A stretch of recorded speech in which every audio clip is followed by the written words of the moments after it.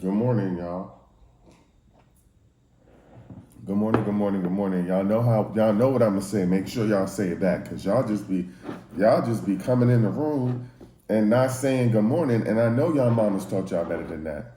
I know y'all mamas taught y'all better than that. And don't make me have to call your mama. My mug looks crazy today, y'all. I am in a rush. Please don't judge. We listen and we don't judge. I got a lot going on and we got a lot to discuss today, and I have to keep it succinct because y'all know I started my consulting business and I have a meeting in about 30 minutes. So here's what we got on the docket. Let's start with the Diddy trial. We're just going to come in hot. So let's do some quick dates from the Diddy trial, updates from the Diddy trial yesterday. But I specifically want to start with yesterday's video that I made about the freak offs. So if y'all didn't know, Cassie took the stand yesterday.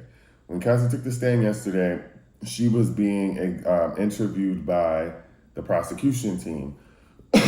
They started off by trying to establish what her relationship was like with Diddy in the beginning and what it continued to be like, which took a lot of time from some people's understanding. But a bulk of what was important from yesterday's testimony was her talking about the freak offs and what was happening in the freak offs.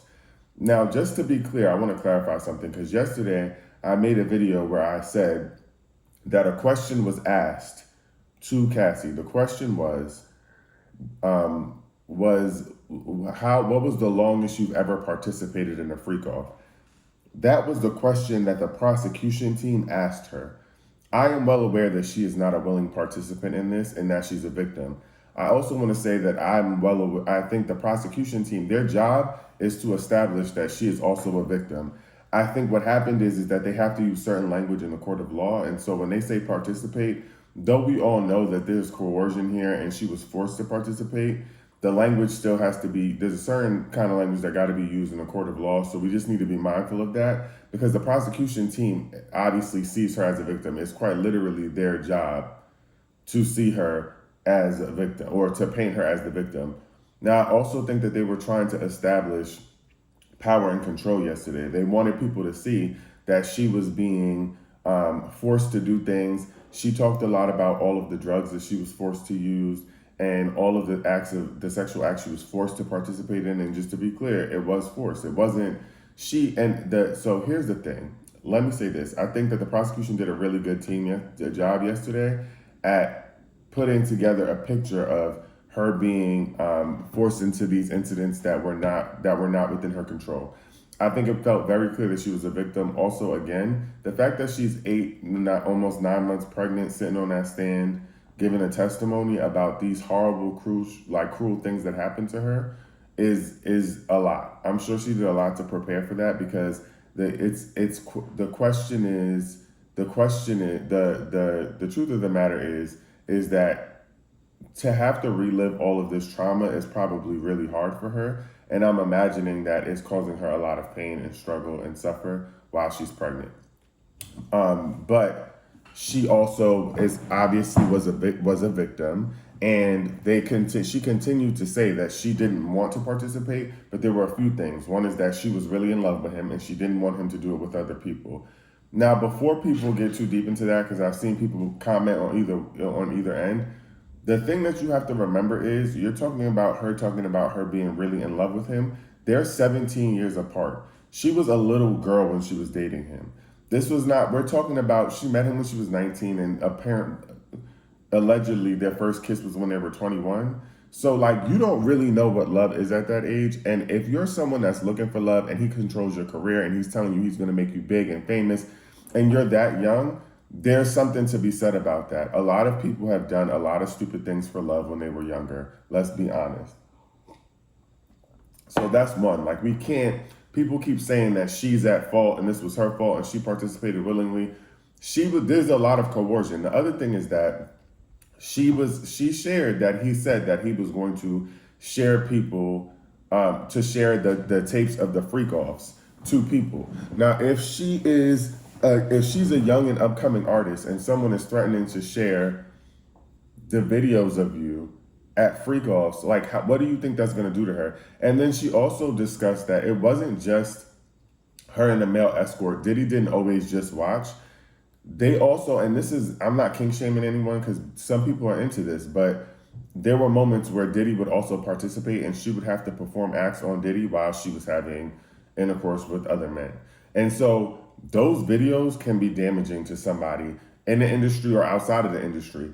And so if somebody's saying, I'm going to share these videos of you, you're going to continue to participate because you don't want these videos of you to get out, especially you on all kinds of drugs and not completely fully there and present. So it's like people cannot continue to say that she was a willing participant at this level. The other thing is that she talked about the fact that she was getting urinated on and that she didn't want to be urinated on.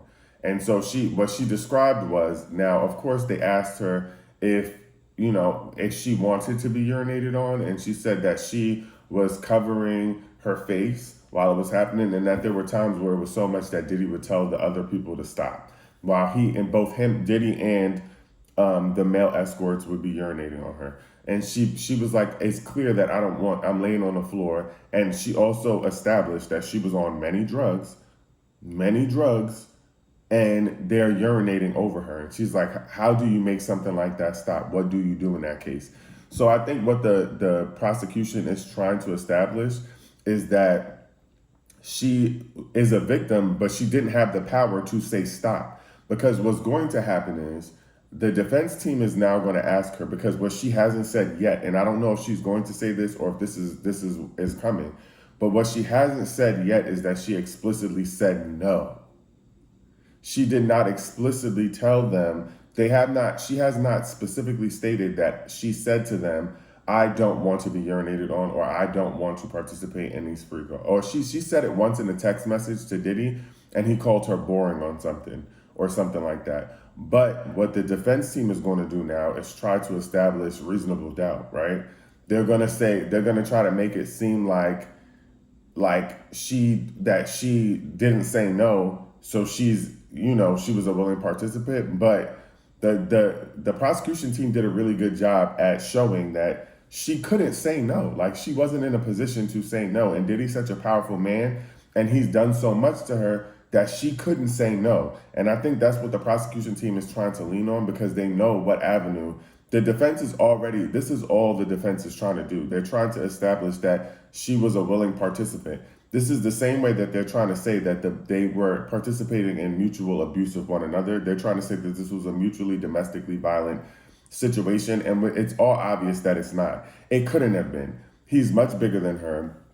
He is a man at that. He is a rich man. He has all of these different avenues of power and success that he can lean into to save, to keep him out of trouble. So it's quite obvious, but I think the prosecution team is needing to, because their relationship was 10 years long, I think what the defense is going to do is what the public, some of the raggedy, nasty, horrible people in the public are doing, and they're trying to insinuate that she was a willing participant. But what you can see is that she's attempted many times to get away from him. You see in the video where she is running for her life from him, trying to get away from this man at the hotel. And that video clip is a clear indication that she didn't want to participate, or whatever it is got so violent. Now, the problem is that they need to use that to, people keep talking about the fact that he's not being charged with domestic violence, which is true. It is very true that he's not being charged with domestic violence. However, if they can use that tape to show that she was trying to escape and that he was holding her captive and that he was forcing her or coercing her into participating in these things that she didn't want to participate in, that's the key. That's gold. You get what I'm saying? So they're going to continue to push on that because they need to show that she wasn't allowed to leave. In fact, he quite literally said when she at the hotel, the head of security at the time that testified two days ago, he said that Cassie kept saying, I want to leave, I want to leave. And Diddy said, she's not going anywhere. That's kidnapping at a point. So we gotta, keep those things in mind. But I just want to be clear, like, it's obvious that Cassie's the victim, but we have to think about a court of law. The court of law is not just going to say, and honestly, it gets very black and white with the court of law. You understand what I'm saying? So it needs to be very clear that she was not a willing participant. It needs to be very clear that there's reason for them to believe. We all know that from a moral standpoint and an ethical standpoint and just a logical standpoint that this is a horrible situation and he is abusive and he harmed her and he was clearly holding her hostage. But the court has to establish this from a legal end. And this is why I keep saying to y'all that although I think he's like right now it's seeming like he's going to be cooked, we still haven't had the opportunity to hear the defense team cross-examine Cassie, because the goal of the defense team is to find reasonable doubt. So if they poke enough holes in the story she tells, I also want to point out that she's 9 months pregnant. Pregnancy brain is a thing.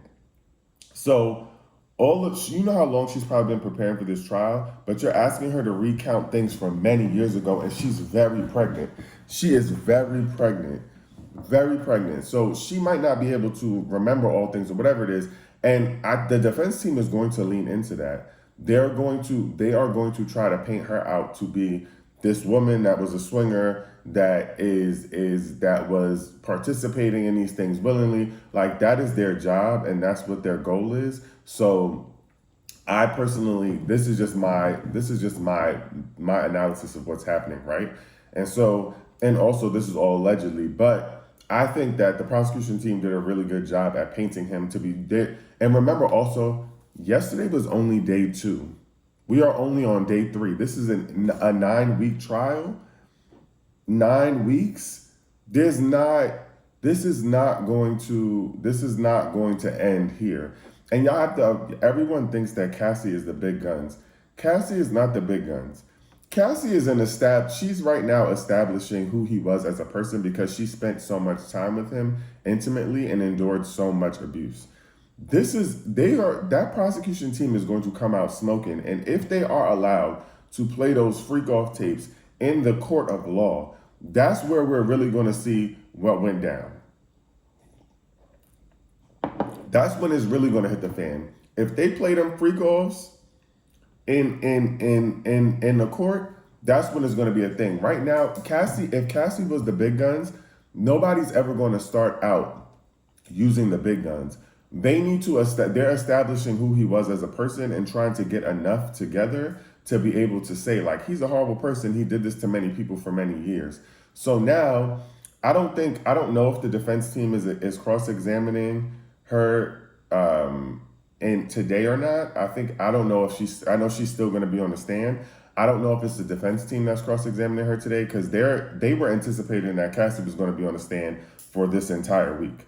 So the prosecution team might still be interviewing her, and a lot of people were complaining because they said that the prosecution team was taking a really long time to get to land the plane, because they spent a lot of time in the beginning trying to talk about what their relationship was with what her relationship was with Diddy, how it started. And honestly, I think she did a good job at establishing that she was scared, that he had a lot of power and control, that he used her career to manipulate her and force her to participate in a lot of things she didn't want to. And also, again, there's a 17-year age gap. There is a 17-year age gap. So that in and of itself allows somebody to, and I don't even think that they've touched on that fully yet, but I believe that they're going to lean into the fact that she was 19 when she met him.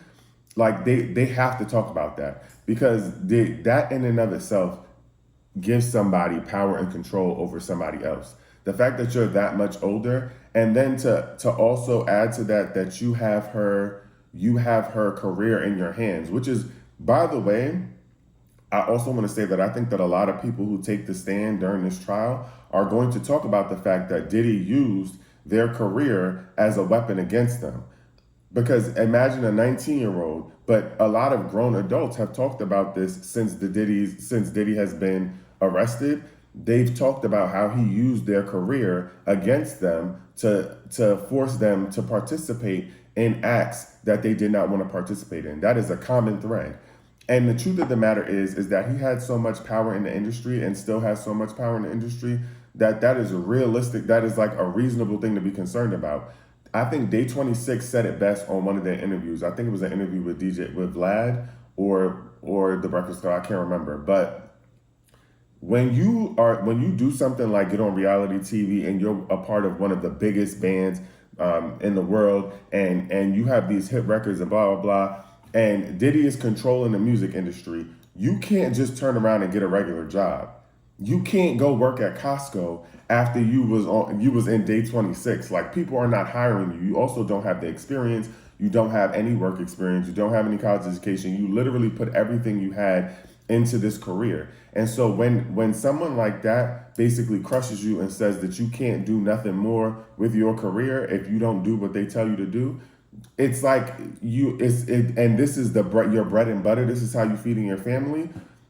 I understand people saying, why didn't you just say no? Why didn't you just say no? But there's so much more to it. And also, I hate when people say, why didn't you just say no? Because if it were that easy, people would have just said no. And we've seen time and time again how Diddy has been able to end people's careers or not allow them to be as successful as they could have been because he didn't want that. So a lot of the folks have talked about this as a form of coercion. And I think that that's what the prosecution team is trying to establish now. And there's going to be way more people taking a stand. Again, this is a 9-week trial. You understand what I'm saying? So we're only today's the third day of a 9-week trial. We don't know where this is going to go. And this is just the very beginning. But I think they're trying to establish him as the monster that he is, because the defense team is the defense team is essentially trying to say, yeah, he's abusive. Yeah, he does drugs. Yeah, he's jealous. Yeah, he's controlling, but he's not done anything illegal. The legality hasn't started yet. He's not on trial for being abusive. So they're going to lean into that, but that's the update so far. So we're waiting to see what comes next. I haven't seen any updates on Cassie taking a stand today just yet, but I'm sure that we're going to see more as the day continues to unfold. And I don't know if she's being cross-examined by the defense team, whatever. The other thing is, so before we move on, I guess, TMZ just reported that there's some exclusive video of Diddy talking about a Super Bowl 5 party that was just released. I'm going to play it and see what this is about. Let's see what they're saying.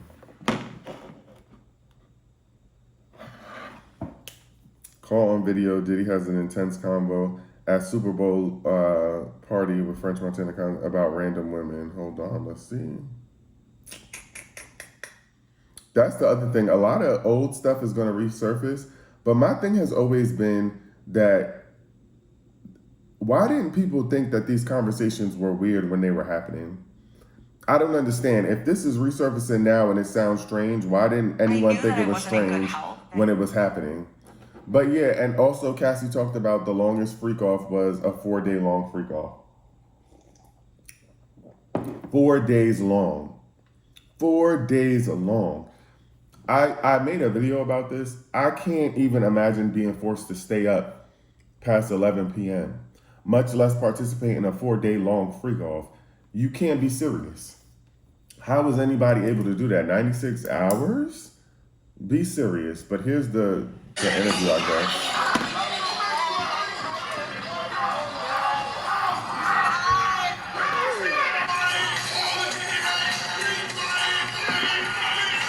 I don't know what's happening in this video. Let me wipe this stuff.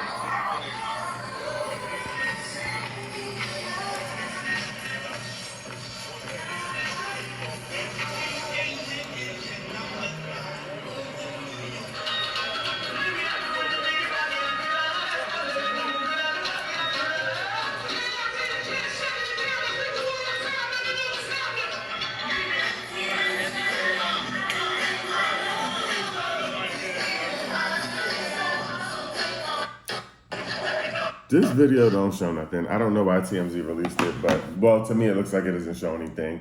But I guess they're coming up with anything that they've seen from Diddy in the past, and we're going to continue to see these weird interviews. And again, I think it's weird that people are calling these things weird now, because it's the same thing with R. Kelly and Aaliyah and how people knew that these weird things were happening and didn't do anything about it. All right. Let's talk about DDG, because I'm tight on time today, so I promised y'all I was going to keep it succinct. DDG. So yesterday it was reported that DDG, that Halle Bailey, everyone's favorite black mermaid, America's favorite black mermaid, filed for a restraining order against DDG, and it was agreed to. The judge approved the restraining order. Now, let me just say this, because DDG is still weirdly out here trying to tell people that he's just chilling. And he was streaming yesterday, I guess, when the news dropped, and he was acting like he didn't know what was happening. Anybody who's tried to get a restraining order against somebody knows that judges will not approve a restraining order without sufficient evidence. Like, you have to come with real evidence. Like, we've seen through like criminal TV shows, whatever, people trying to get restraining orders have lost their lives because the judge has not granted the restraining order. Okay? The judge granted the restraining order. Now, what she said, or what she's shown in the pictures that she released, or I don't know who released it, but you can see that she has bruises on her arm. She released pictures of her chipped tooth. He chipped her tooth. Bruises on her arm. She quite literally has a chipped tooth. And if y'all saw him streaming yesterday where the news dropped and his friend was like, "Don't even look at that, bro." His face looked like a child who got in trouble at school and their parents found out, because I think he realized that he was caught now. And apparently what they're saying is this is because he believed that she was cheating with Brent Fayez. And the streets are saying that that's not even true. But Halle, and I think she's been sitting on all of this for quite some time. I think he said he's going to be streaming today. He posted today, very arrogant, but these are all signs of someone who is abusive. You get what I'm saying? It is like this is typical narcissistic abusive behavior. So he said that he's chilling, by the way. I have no worries, streaming later on, no days off. Anybody who could see their baby mother in that kind of distress and see what she got going on and the bruises, even let's say you didn't do it, okay? Let's say you didn't do it. The fact that you could see your baby mother with bruises and a chipped tooth and be like, well, anyway, I'm gonna be streaming today, like it's nothing, instead of saying, you know what, it was not me, I didn't participate in this, but that's the mother of my child. I would hate to see anything happen to her. Like, I'm praying for her, whatever. I hope my son is safe. He's literally talking about, anyway, I'm chilling. I'm gonna be streaming. How could you be chilling with allegations like that about you being out there? Why are you getting on? If you're not streaming to address what happened, then what are we doing? And then the other thing is that he made a big deal, all of this hoopla about not wanting to go to court because he couldn't see his kid. But the reality is you didn't want to go to court because you knew what you did. You knew that you couldn't go to court because you knew what you were doing to this girl. And it was very clear to us what you were trying to do. And again, I said this in my video last night on TikTok, but I'm also saying it again. I think he's jealous of her. I personally feel like he's jealous of her. I think that he believed, because you got to remember, she was the prize. She was doing charity work. You get what I'm saying? She allowed him to be around her. And because she's one of those young women who has done probably most things right in her life, and she got caught up with this fool who probably promised her a lot of things and sweet talked her, and she wound up having a baby with him. And he's jealous because he thought he had all of the power and control over her. And he was proud of himself, like, oh, look at me, I was able to bag someone so beautiful, so talented. And when he and like other men who feel like they can't control women anymore, when you're abusive, you become more abusive because you feel like you're spiraling. And now he's starting to spiral. That is why, and this is why, and the other thing is, like, another typical abusive man, baby daddy move is to tell the world that you can't see your kid when you're really trying to access the kid's mother. You get what I'm saying? You're trying to access you really have no desire to see your kid. This is not about your kid, and it never was. And I think Halle made that very clear. This is about you wanting to have access to Halle, and because you couldn't, because you was jealous, because you thought she was in the bed with Brent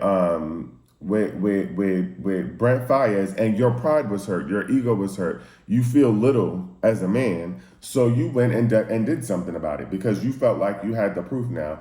That's not your lady. Y'all wasn't together. Even if she was with Brent Fires, that's not your business. Why are you not worried about your baby that you said you couldn't see?